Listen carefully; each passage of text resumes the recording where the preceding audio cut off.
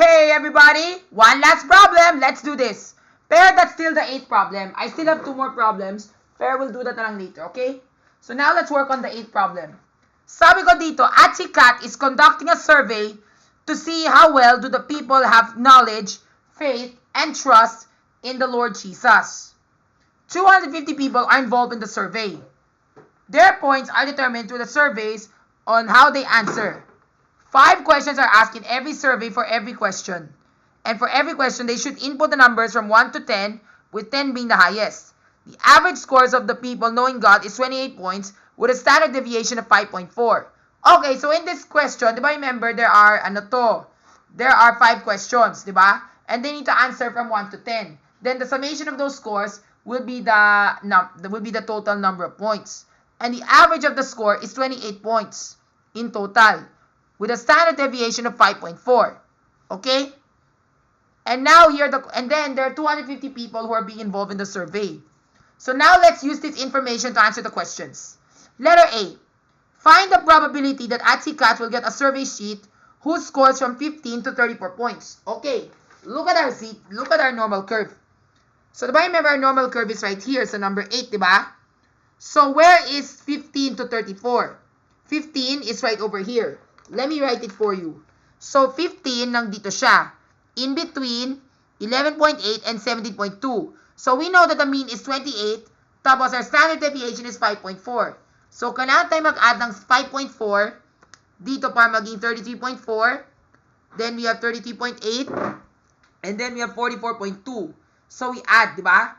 And then on the negative side, 28 minus 5.4, that becomes 22.6. And then we have 17.2. And then 11.8. And to standardize, we did everything like that, and we should get this answer.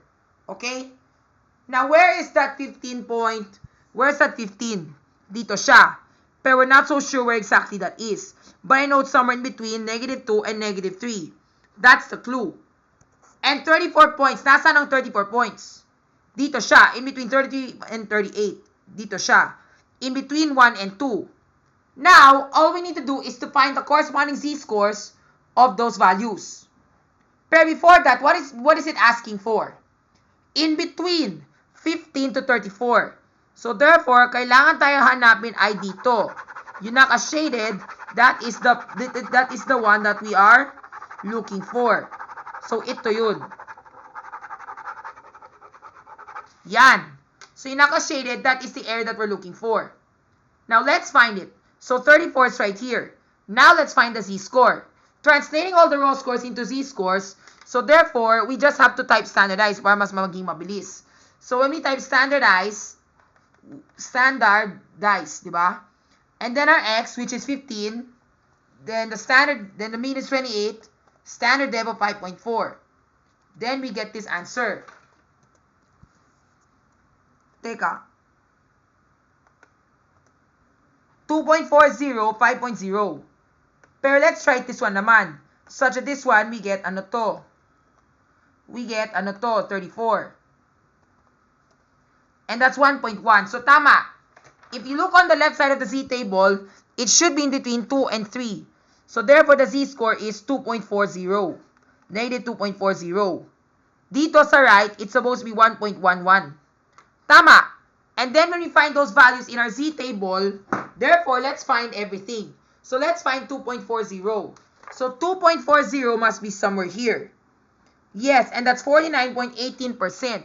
49.18 plus, what is the z-score of 1.1? There it is, 36.65%. Then when we add this up all together, we get 85.83%. And that is the answer. That is already the answer. Pero, ganito kasi yun. Pero let's say for instance, if you want to ano to, pero that is using the normal z table. And it's easier that way. Because we can simply just get the answer straight ahead. Pero, if you're using Microsoft Excel, di ba remember sabi ko dito, it starts from negative infinity up to the end. So, we need to subtract. So, ganito yung formula na ginawa ko. Ang formula na ginawa ko dito is 34, 28, then 5.4, then true, minus Normal distribution of 15, 28, 5.4, then true. And did we still get 85.83%? I hope we sure did. And if we did get the answer is correct. And yes, the answer is 85.87%. Pero it's almost somewhat to 85.83. Okay lang yun. Never mind if it makes a difference. Okay? And that is our answer in letter A. So the answer is 85.87%. Yun ang sagot. Pero, sabi ko dito, letter B, it's now time to multiply it. Bakit ganyan? Kasi nga sabi ko dito, same as question letter A. But how many people get that score? Kaya diba sabi ko dito, there are 250 people involved in that survey. So therefore, we need to multiply it by 250 to see how many people get that score. So therefore, ang ginawa ko dito, we did this. The answer of 0.85, which is in percent, multiplied by 250, and the answer is 214.67, or which you can round up to 214 or 215 people. Yun. Okay? Next, letter C. So letter C, for a probability of 33.15%, how many points did it get higher from the mean? Okay, looking at the distribution. So, di ba remember we work on this distribution now? Our distribution is still the same just like what we did here. Pero don't mind this one na kasi that's already messed up. So, therefore, sabi ko dito for letter C, for a probability of 33.15%, how many points did a person get higher from the mean? So, ang clue namin ay dito. Now, let's look at the C table to find the 33.15%. Do we find a probability of 33.15%? Let's see. Yes, it's right over here. It's at 0.069. So therefore, it's 0.96. 96. So 9, 6. So that is the Z-score. So the Z-score of 33.15% is at this area. Dito siya. Diba? It asks for this area. So therefore, this is where the 33.15% comes in handy. Diba? Dito siya nagtatagpuan. Kasi nga sabi ko dito, find, for a probability of 33.15%, find how many points did a person get higher from the mean. So dito siya, sa taas ng mean. Dito siya. Pero, in Microsoft Excel, it starts from the negative infinity. It starts here and ends up to here. So, we need to find this one only. And this one, we're looking for the raw score. We're looking for the score. Kasi nga, we know the score from 0 to 1, where the standard deviation of 0 to 1 is from 28 to 33.4. But what is that Z-score with a probability of 37.15%? Yun ang kailangan tayo hanapin. And we know that the Z-score is 0.96. Tama? Now, all we have to do is to combine it with our Z formula. So, therefore, we have 0.96 times, what is the standard deviation? 5.4. Then, plus 28. Tama? So, let's type this in Microsoft Excel. So, when we do this, ganito kasi yung formula ko. Ang ginawa ko dito ay normal standard dot inverse. Kasi nga, ang ginawa ko dito, I did it this way. 0.05 plus 0.3315 because, remember, since in Microsoft Excel, it includes this part of the distribution. So, ang kailangan dapat, ganyan, ay add namin 5.5. So, we can get the raw score or the Z-score. Kasi nga, di ba remember, sa normal standard inverse, you just type the probability and it will give you that corresponding Z-score. Like for a probability of 37.15%, we're supposed to get 0.96. And did we get that? We should get 0.91, 0.96. 0.1909. Pero this is the one here is the rounded version. Okay? Pero ang tanong ay, what is the score? Diba remember sabi ko dito sa letter C, how many points did a person get higher? So we need to find the raw score. Kasi nga ito kailangan dapat hanapin. So this is 33.15% and we need to know what is the raw score of 0.96. So we need to convert that into a Z score. So ito yun. So ang ginawa ko dito ay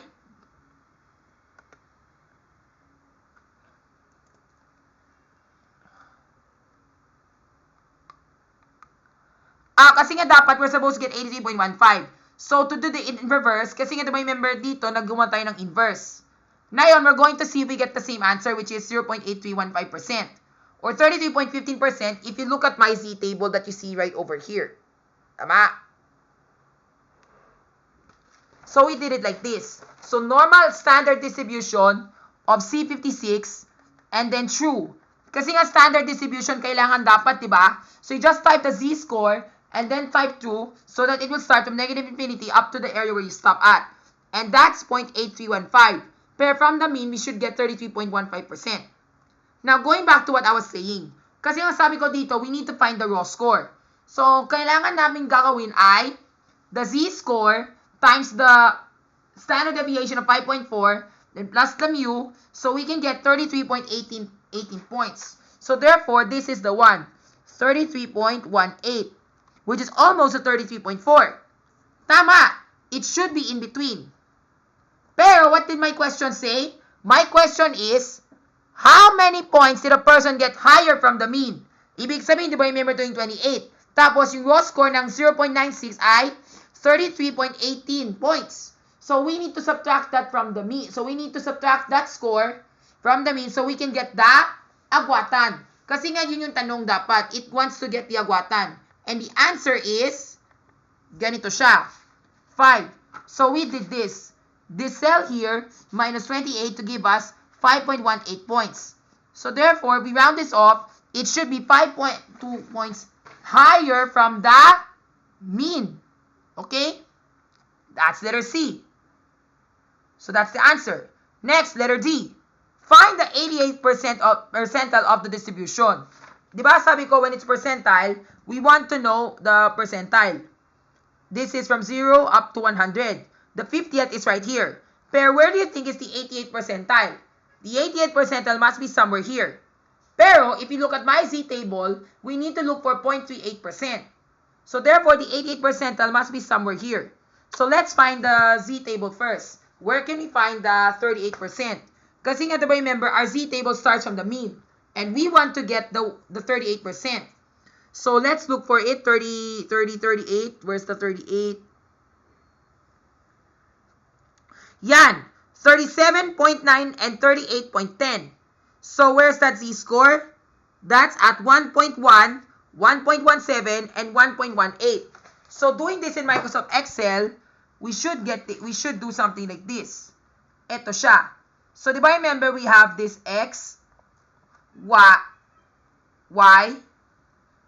small, mid, large. Di ba? So, what is our little x? Remember, the little x is the Z-score. So, our little x is, where's the little x of 38?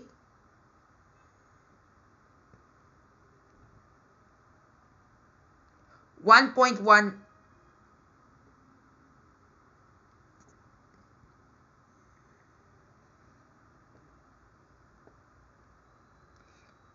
1.17.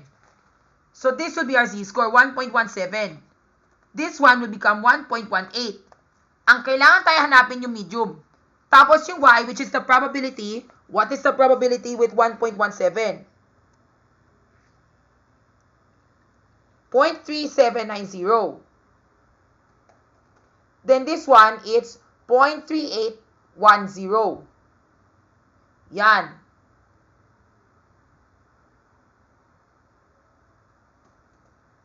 That is for the 1.18, di ba? And then we're looking for the 0.38. Tama? Now, we just apply the linear interpolation formula. So, on the left-hand side, this is the numerator. We have the big Y minus the little y. Tama? And then the big X minus the little x, which is this guy. Sorry, I was wrong.